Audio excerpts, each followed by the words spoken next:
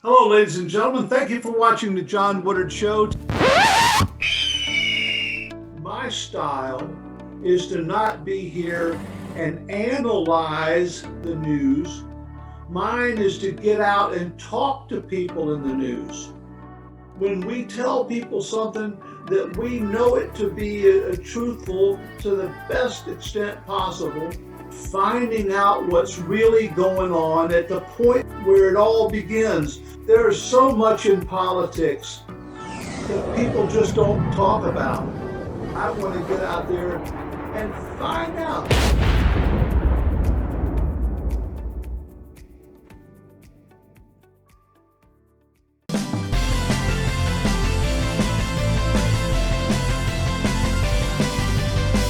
Grab your elemental shifter and become a cheesy warrior.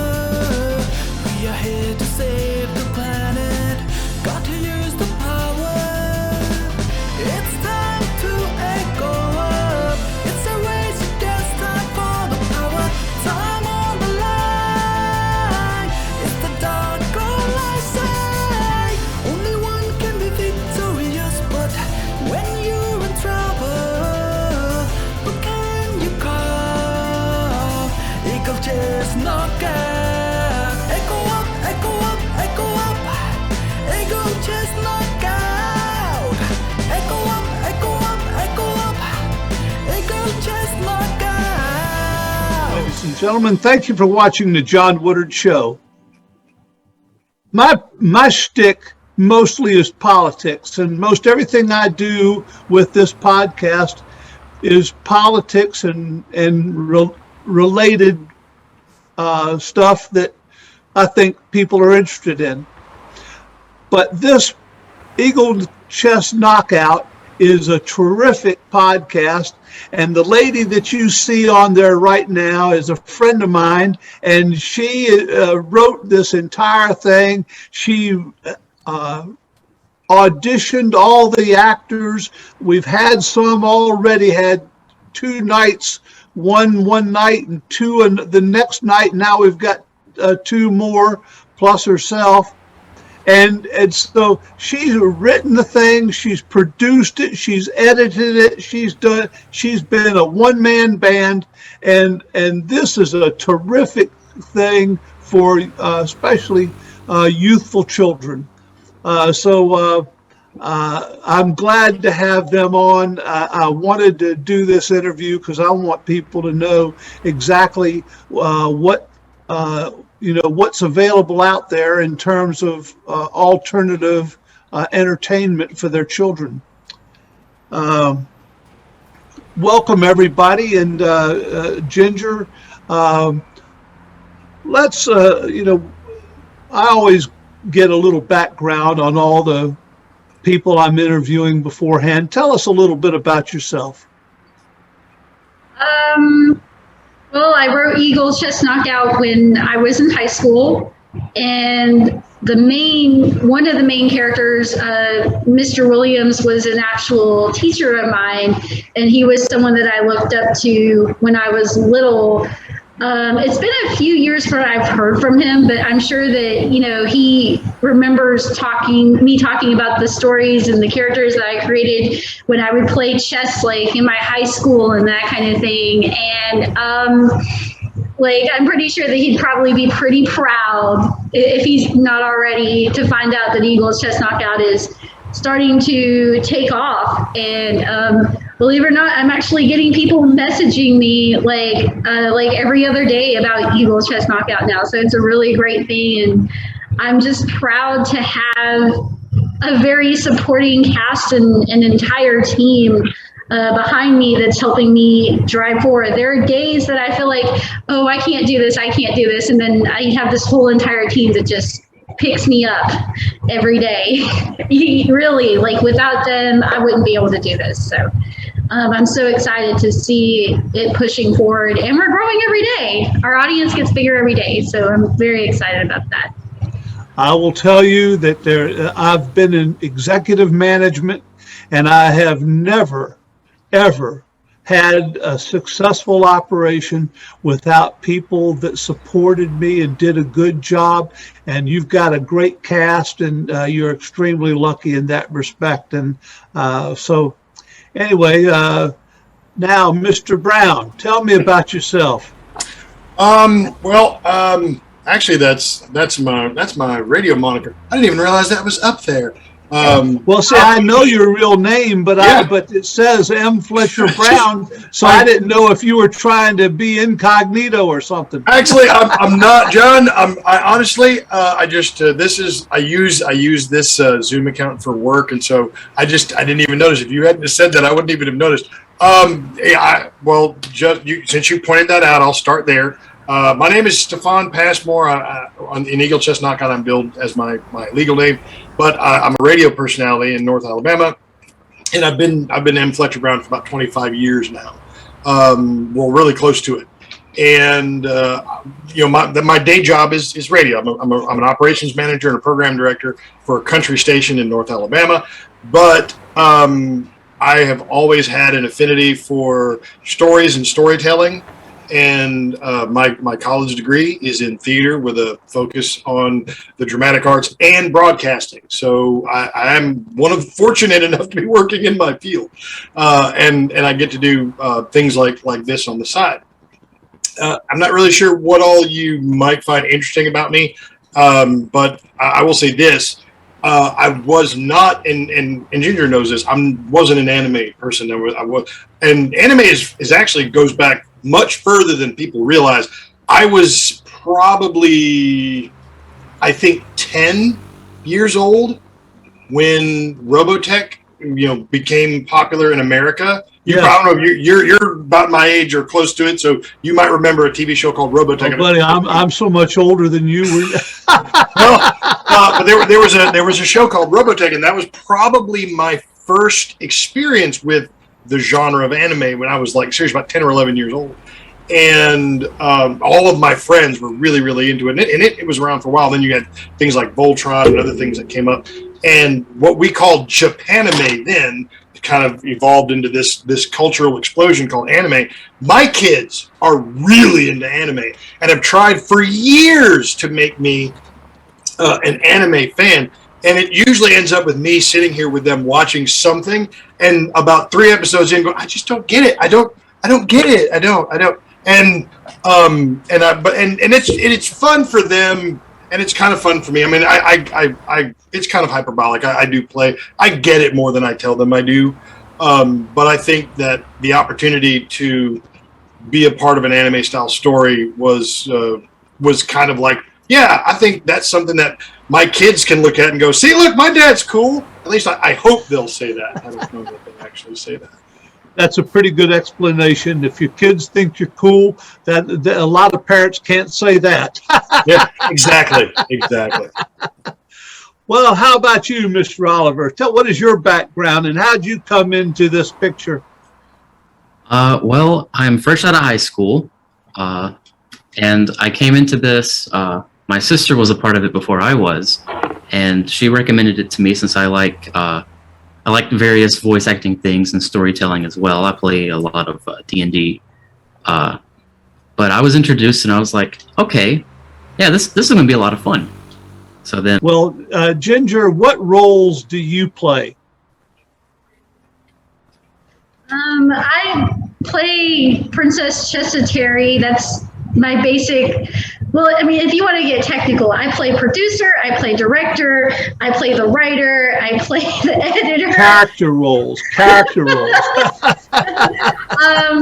My main role is Princess Chessateri, and she is the daughter of Queen Sophia and the Twilight Prophet. So she comes technically, her origin kind of comes from 2 different worlds. But the backstory of Eagle Chest Knockout kind of, explores her Chessatarian origin. And she was actually named after the planet where she was born. And, well, yeah, that's pretty much the only role that I really play, but I spend a lot of time doing a lot of things. And she also becomes the Heart Princess, which is one of the warriors. who defend the planet. And that finale battle with the Dark Chessmaster was pretty epic, if I say so myself. Well, Stefan, we know you're the Dark Knight. Do you have any other characters that you play from time to time? Well, actually, yeah, it's interesting because the Dark Chessmaster, he's the primary villain. And you can see his banner behind me, my anime self there. But there's a lot of this story is about duality. Obviously, it's chess based. So in chess, you've got the exact same pieces that move the exact same way. Dualized on a chessboard, you've got the white side and the black side, right? And this story told much the same way. Many of the characters have light or dark counterparts to themselves. And I have the Dark Chessmaster has a twin brother who is the light side version of him, and his name is Mr. Williams. And Mr. Williams serves as the kind of the protector and teacher of like the Chessitarians and the kids, the Echo team. So it's like he teaches them like in school. He works at a school and he teaches in school, but he has like this secret identity. I can't really say it. He doesn't really have powers. He lost those powers when he came to Earth, but he understands those powers so that when the Echo team, when they come into their powers, he can tell them, okay, this is what you're in for. This is what you have to look forward to. And he keeps a pretty tight lid on because they're adolescents, and kids get up to, childish things. And his job is kind of keep them, out of trouble, so to speak, and ready them for what's to come. So, yeah, I mean, I get to play both the bad guy, which I love a villain. That's my favorite thing in the world. But I also get to play like the responsible good guy, like I guess like what I would call the Uncle Jesse character, Well, you obviously do a good job with it. How about you, Elijah? What's your character? Do you play others? My character is Blake. He's the Fire Prince, older brother to Chessitari. He's the son of King Eagle and Queen Sophia, and Mr. Williams is his uncle. He has fire powers and he has super speed, so it's like really cool. Do you have any other characters that you have played from time to time? Just Blake. Just Blake. Get one thing and do it better than anybody else in the world. That's the way to succeed. So you're on the right path. Yes, sir. Well then, Stefan, you play the head of the household along with Mr. Williams, and you have the responsibility to take care of Chessitari and Blake. What in your own words would you say was the leading role of the father figure in this podcast? And do you think that has any relationship to your personal life? Well, honestly, Mr. Williams he was tasked with caring for the children of his sister, Blake and Chessitari. It's like, they're actually his niece and nephew, but I mean, he's raised them since infancy. So he was tasked with taking care of them, protecting them, keeping them hidden, keeping them safe. But he fills the role of parent more often than not. And actually, the question of that relationship comes up both in season 1 and in season 2 about his relationship to Blake and Chessitari and being as much a father as anything else. But his primary responsibility is obviously to protect them, right, to keep them safe. Secondary to that is to educate them. But there is, without question, he fills these responsibilities looking upon himself as much as a parent, I think, than he does anything else. The fact that they're niece and nephew is irrelevant. It's just like he's raised them. It would be hard to care for a child and growing into adolescence from infancy without feeling like you were a parent, even if you weren't the biological parent of that child. It would be hard to do. And Oh, absolutely. there is a great deal of like bonding is a natural thing, isn't it? absolutely. And there is some of when, you know, I mean, I've raised 3 myself, and to adulthood, all 3 of my kids. And so when, you know, Chessiterry and Blake are having these conversations with Williams based on, you know, everything, you know, from like, you know, hey, it's hard to be a teenager to, you know, oh, this crazy psychopath is trying to kill us all. Everything in between. Yeah, I kind of draw on the whole. I remember having those hard conversations with my kids at various stages of their life. So yeah, I mean, there is some. I think there is some real life relevance to it. Elijah, how is the relationship and friendship among the characters off the set? Could you repeat that, please? How is the relationship with the other character members off the set? Do you all socialize together, do things together, go to each other's houses, that sort of party? Yes, sir. Usually before we record, we have games that we play. We tell each other like good jobs, something that we find that they've done really good, and we have fun before and after and during, and we communicate a lot, and we just enjoy each other's company, really.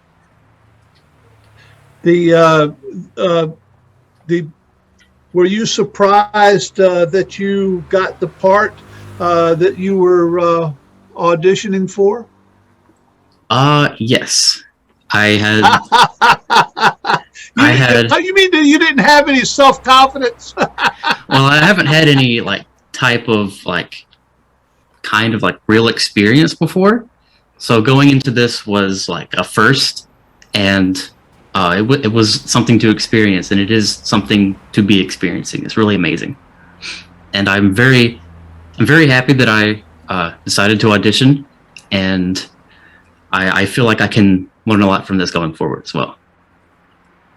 Anything that you do in life, if you come away from it with a feeling of accomplishment and confidence, that just builds on itself and turns you into the person that you're going to become from the person that you are now. So everything in life is a teaching moment if you look at it in the right way. Yes, sir. Ginger, you've casted these characters, and looking back on it now, would you have casted any of the characters differently than what you did? That's a good question. I don't think I would have, because looking back on it, I just feel like everyone fits their roles so well. I still remember that table read that Stefan and Elijah had, and even though he was even going up against some people who were already established as performers, he felt like he had a point to prove, and I think that's why he got the role. I probably wouldn't have casted them any differently. I love everyone, and I love all the roles that they play. It's such a great cast, and they bring so much energy to the characters. And I do kind of feel like, it's those conversations that we do have. Some cast members are probably closer than others, but those conversations that we have outside and even inside, I think that's what makes a great show. When you have a good connection and a good chemistry with your cast, the audience can relate to that, not just with the characters, but with the cast as well. Well, the audience definitely sees it, and whether you have a good relationship or if there's tension between you, it comes through. There's no mistaking it.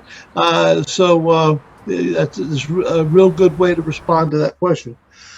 Stefan, how do you play the dark chess master as well as Mr. Williams?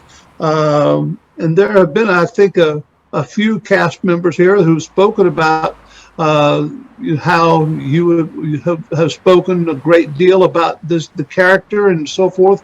How do you prepare to take on two major parts that are so different from each other? Well, I believe that characters usually tell you exactly who they are and what they need from you. One way that I do that, and in the time that we've been working together with this cast, I have had an opportunity to just kind of workshop with them about, characterization. And one of the things I tell them to do is, like I said, just pick 3 adjectives about your character, 3 things, 3 descriptive things. Focus on those, and your character will emerge out of your understanding of just those 3 descriptive things. And with the Dark Chess Master, it's just, he's highly intelligent, he's ruthless, and he's very angry. Yeah, he is. He's an extremely angry person, and you get to understand why he's so angry. And there's a lot, I think, to unpack with him that it would just take way too long to try to here in this time. But just to suffice to say that, every villain is the hero of their own story. So you kind of have to find that psychology. It's like, what is it that's going on in his head that justifies everything he does, no matter how vile and evil? Because everybody has a justification for why they do those things. Very rarely is there ever anybody who's just doing something just for the sake of doing it.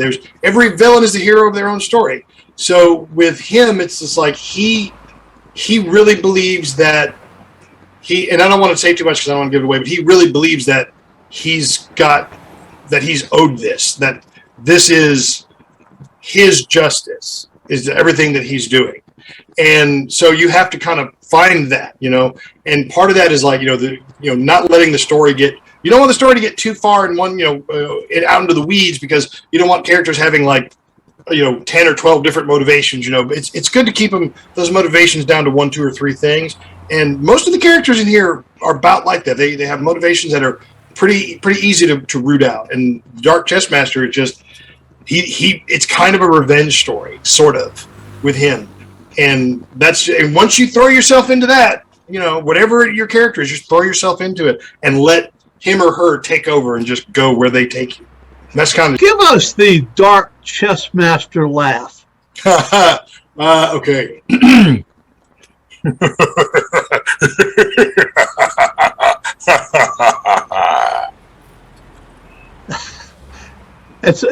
That's not a laugh. That's a growl. Yeah, it's somewhere between a cackle and a growl. Yeah, it's somewhere in there. But it's like so much of him is distorted, and when you learn how he got here, how did he become this? It's like you realize it's like there's so much of him that's distorted. It makes sense that his laugh is a little distorted. Ginger, you wrote this entire production, which to my mind that's a great accomplishment, because it required skill and a thought process that you really did a great job with this. What was your inspiration for doing it? I think it all goes back to when I was in high school, and the Mr. Williams that I knew, he taught me math on a chessboard. I really struggled with math. It was my least favorite subject. I hated math. And he took the extra time to really take 2 things that I love. Well, one thing that I loved and one thing that I didn't like. And, say, it's easier than you think. And he actually taught me how to how to do math on a chessboard, believe it or not, of all things. And it was one of the most interesting experiences.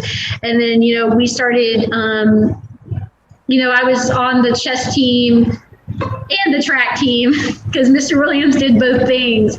And, but, we traveled, I got we were first in our district, second place in the state, and we were going to go to nationals. But I'm sad to say that the school couldn't afford to send us to nationals, which was really sad. We all really wanted to go. But at the end of the day, I think that was my biggest inspiration. And I also had a love for anime and manga. And,